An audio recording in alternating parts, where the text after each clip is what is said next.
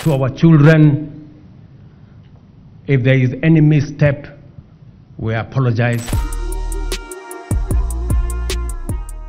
In an emotionally charged moment at this year's National Prayer Breakfast, President William Ruto issued a public apology, not just to Kenya, but to Uganda and Tanzania as well. To our children, if there is any misstep, we apologize. But behind the polished verse and presidential tone was a nation still bleeding from open wounds. In June 2024, Kenya erupted, and not with fireworks, but with fury.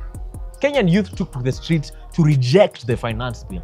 They felt it was punitive, tone-deaf, and exploitative. Down, down, finance bill! Down, down, finance bill! Down, down, finance bill! Down, down, finance bill! Youth-led online campaigns morphed into massive street demonstrations. The police did not just crack down, they crushed, broke, and buried not just bodies, but hope as well. Dozens of youth reportedly killed in violent police crackdowns, journalists being attacked, widespread abductions and detentions of activists, and most importantly, families left grieving with no answers or justice. The administration remained largely dismissive and at times branded the protesters as misguided, treasonous, and other short stories. President William Ruto's apology also touched on regional tensions, particularly the deportation of Kenyan activists from Tanzania, some of whom alleged mistreatment and intimidation. I have been tortured very badly.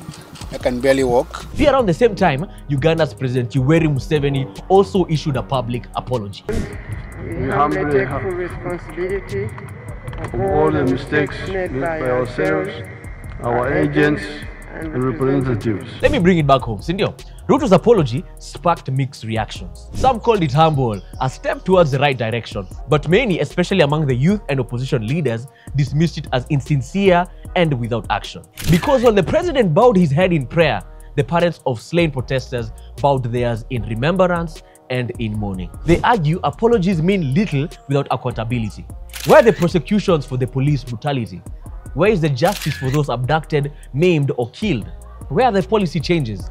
This isn't just about words anymore. It's about governance. Kenya's youth have shown they are not afraid to speak truth to power. President William Ruto may have offered an apology, yeah? But without justice and accountability and reform, it's a sermon without salvation. Kamakawa, this has just been my personal take, but please tell us what you think in the comments below. I've been your host, Shalom Karaoke, and this has been The Recap, where we tell it as it is.